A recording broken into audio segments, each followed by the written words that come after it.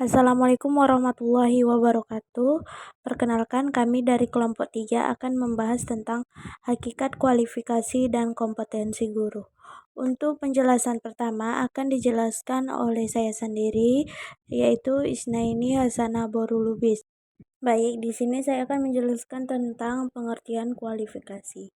Jadi, secara etimologis, kata kualifikasi itu diadopsi dari bahasa Inggris atau qualification, yang berarti training, tes, diploma, dan lainnya. Jadi kualifikasi itu berarti latihan, tes, ijazah, dan lain-lain yang menjadikan seseorang itu memenuhi syarat.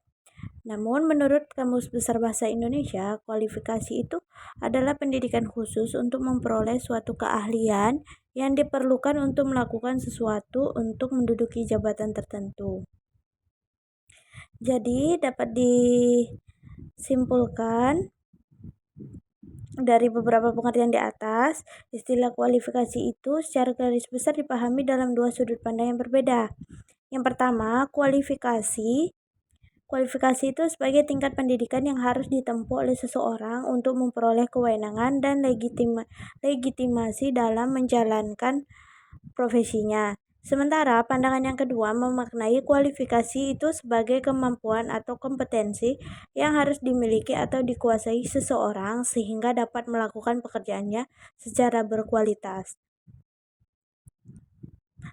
Menurut Undang-Undang Nomor 14 Tahun 2005 tentang Guru dan Dosen, Pasal 1 Ayat 9 menggunakan istilah kualifikasi akademik yang didefinisikan sebagai ijazah jenjang pendidikan akademik yang harus dimiliki oleh guru atau dosen sesuai dengan jenis jenjang dan satuan pendidikan formal di tempat penugasan. Dari beberapa definisi yang dikemukakan, secara konklusif dapat diambil kesimpulan bahwa yang dimaksud kualifikasi pendidikan guru dalam konteks ini adalah jenjang atau strata pendidikan khusus yang harus ditempuh sebagai persyaratan untuk memperoleh suatu keahlian atau kemampuan guna menduduki jabatan sebagai guru. Baik, materi selanjutnya akan dijelaskan oleh rekan saya, yaitu Syafizal. Kepada Syafizal dipersilahkan. Baik teman-teman semua, di sini saya Syafizal akan membahas mengenai standar kualifikasi guru Indonesia. Berbicara tentang standar kualifikasi guru Indonesia, di mana ini kita merujuk kepada berdasarkan Peraturan Menteri Pendidikan Indonesia Nomor 16 Tahun 2007, tepatnya pada tanggal 4 Mei 2007. Yang dimana membahas mengenai standar kualifikasi guru Indonesia. Untuk standar kualifikasi guru Indonesia, ini ada dua. Yang pertama ada kualifikasi akademik guru melalui pendidikan formal. Yang kedua ada kualifikasi akademik guru melalui uji kelayakan dan kesetaraan. Baik teman-teman semua, berbicara tentang poin pertama yaitu kualifikasi akademik guru melalui pendidikan formal, di mana ini kualifikasi akademik guru pada pendidikan formal itu ada kualifikasi akademik guru pada tingkatan PAUD atau TK. Di mana guru pada tingkatan PAUD atau TK ini itu harus memiliki kualifikasi akademik pendidikan minimum diploma 4 atau sarjana S1 dalam bidang pendidikan anak usia dini dan psikologi yang diperoleh dari program studi yang terakreditasi sebelumnya. Selanjutnya ada kualifikasi akademik guru pada tingkatan SD atau sekolah dasar atau MI. Di mana pada tingkatan guru pada SD atau MI ini atau yang sederajat harus memiliki kualifikasi akademik pendidikan minimum diploma 4 atau sarjana S1 dalam bidang pendidikan, terusnya pada tingkatan pada bidang SD atau MI ini. Atau juga bisa melalui psikologi yang diperoleh dari program studi yang terakreditasi pada sebelumnya. Selanjutnya ada kualifikasi akademik guru pada tingkatan SMP, sekolah menengah pertama, atau juga bisa pada tingkatan MTS. Di mana guru pada tingkat SMP atau MTS atau bentuk lain yang sederajat itu juga harus memiliki kualifikasi akademik pendidikan minimum diploma 4 atau sarjana S1 dalam program studi yang sesuai dengan mata pelajaran yang diajarkan atau yang diampu dan diperoleh dari program studi yang terakreditasi pada sebelumnya. Selanjutnya ada kualifikasi akademik guru pada tingkatan sekolah menengah atas atau MA atau SMA, yang dimana guru pada tingkatan SMA atau MA atau bentuk lain yang sederajat harus memiliki kualifikasi akademik pendidikan minimum diploma 4 atau sarjana S1. Di mana pada program studi yang sesuai dengan mata pelajaran yang diajarkan atau yang diampu dan diperoleh dari program studi yang terakreditasi pada sebelumnya. Selanjutnya ada juga kualifikasi guru pada tingkatan SDLB atau SMPLB atau juga SMALB, di mana guru pada tingkatan ini atau yang sederajat juga harus memiliki kualifikasi akademik pendidikan minimum diploma 4 atau sarjana S1 pada program pendidikan khusus atau sarjana yang sesuai dengan mata pelajaran yang diajarkan atau yang diampu dan tentunya diperoleh dari program studi yang terakreditasi pada sebelumnya. Selanjutnya ada kualifikasi akademik guru pada tingkatan SMK atau MAK, di mana pada tingkatan ini guru harus memiliki kualifikasi juga sama dengan sebelumnya, yaitu harus memiliki minimum pendidikan diploma 4 atau sarjana S1 program studi yang sesuai dengan mata pelajaran yang diampu atau yang diajarkan, yang tentunya juga diperoleh dari program studi yang terakreditasi. Selanjutnya kita berbicara tentang kualifikasi akademik guru melalui uji kelayakan dan kesetaraan. Untuk kualifikasi guru melalui uji kelayakan dan kesetaraan, di mana kualifikasi akademik yang dipersyaratkan untuk dapat diangkat sebagai guru dalam bidang khusus ini sangat diperlukan, akan tetapi belum untuk dikembangkan di perguruan tinggi yang dapat diperoleh melalui uji kelayakan dan kesetaraan. Untuk uji kelayakan dan kesetaraan, di mana bagi seorang yang memiliki keahlian tanpa ijazah itu dilakukan oleh perguruan tinggi yang diberi wewenang untuk melaksanakannya. Baik teman-teman semua, selanjutnya kita berbicara tentang pengertian kompetensi guru. Untuk pengertian kompetensi guru, ini berdasarkan merujuk kepada Kamus Bahasa Indonesia WJS Purwadarminta, di mana kompetensi itu berarti kewenangan atau kekuasaan untuk menentukan atau memutuskan sesuatu hal. Pengertian ini dasar kompetensi yakni kemampuan atau kecakapan, dan juga pada dasarnya kompetensi diartikan sebagai kemampuan atau kecakapan.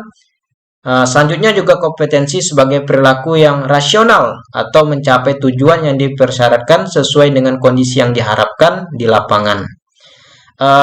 Tentunya jika sebagai tenaga pengajar, setiap guru harus memiliki kemampuan profesional dalam bidang pembelajaran. Istilah kompetensi menunjuk pada suatu kemampuan, sebab yang berarti kemampuan atau kecakapan ini berdasarkan Meleot dalam Suryanto dan Jihad pada 2013. Kompetensi guru adalah seperangkat penguasaan kemampuan yang harus ada di dalam diri pada seorang guru, yang dimana ini dapat mewujudkan kinerjanya secara tepat dan efektif. Dan kompetensi guru tersebut meliputi kompetensi intelektual, kompetensi fisik, dan juga kompetensi pribadi dan kompetensi sosial. Ini berdasarkan menurut Kunandar pada 2011. Dan juga seorang guru diartikan memiliki kompetensi jika ia mampu mengajar siswanya dengan sangat baik. Kompetensi pada dasarnya merupakan deskripsi tentang apa yang ia dapat dilakukan seseorang dalam bekerja, serta apa wujud dari pekerjaan tersebut yang dapat dilihat. Selanjutnya kompetensi ini juga dapat dimaknai sebagai gambaran tentang apa yang harus dilakukan seorang guru dalam melaksanakan pekerjaan, baik itu berupa kegiatan, perilaku, maupun hasil yang dapat ditunjukkan dalam proses belajar mengajar. Untuk guru yang profesional, di mana ini guru yang memiliki kompetensi yang dipersyaratkan untuk melakukan tugas pendidikan dan pengajaran. Kompetensi tersebut meliputi pengetahuan, sikap, dan keterampilan profesional, baik yang bersifat pribadi, sosial, maupun akademisi. Mungkin itu sekilas mengenai pengertian kompetensi guru secara keseluruhan. Sekian dari saya, selanjutnya akan disampaikan oleh pemateri selanjutnya. Terima kasih. Baik, terima kasih kepada Asya Bijal. Materi selanjutnya akan dijelaskan oleh Aulia Wahyul Fitra. Kepada Aulia, dipersilahkan. Kompetensi guru. Dalam Undang-Undang Republik Indonesia Nomor 14 Tahun 2005 Pasal 8, kompetensi guru meliputi yaitu yang pertama kompetensi kepribadian. Maksudnya yaitu kemampuan personel yang dapat mencerminkan kepribadian seorang guru yang dewasa, arif, berwibawa, mantap, stabil, berakhlak mulia, serta mendapatkan teladan yang baik bagi peserta didik. Yang kedua yaitu kompetensi pedagogik. Maksudnya yaitu kemampuan seorang guru dalam memahami peserta didik, perancangan dan pelaksanaan pembelajaran, pengembangan peserta didik dan evaluasi hasil belajar peserta didik untuk mengaktualisasi potensi yang mereka miliki. Yang ketiga yaitu kompetensi sosial. Maksudnya yaitu kemampuan yang dimiliki seorang guru untuk berinteraksi dan bergaul dengan tenaga kependidikan, peserta didik, orang tua peserta didik, dan masyarakat di sekitar sekolah. Yang keempat yaitu kompetensi profesional. Maksudnya yaitu penguasaan terhadap materi pembelajaran yang lebih luas dan mendalam.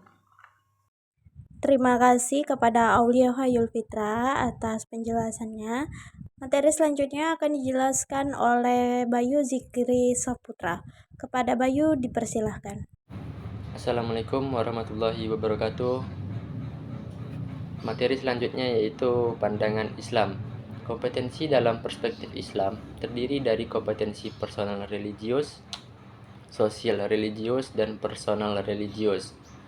Kompetensi kepribadian guru dalam perspektif pendidikan Islam adalah kemampuan yang dimiliki oleh guru dengan kemampuan yang baik agar ditiru oleh anak didiknya.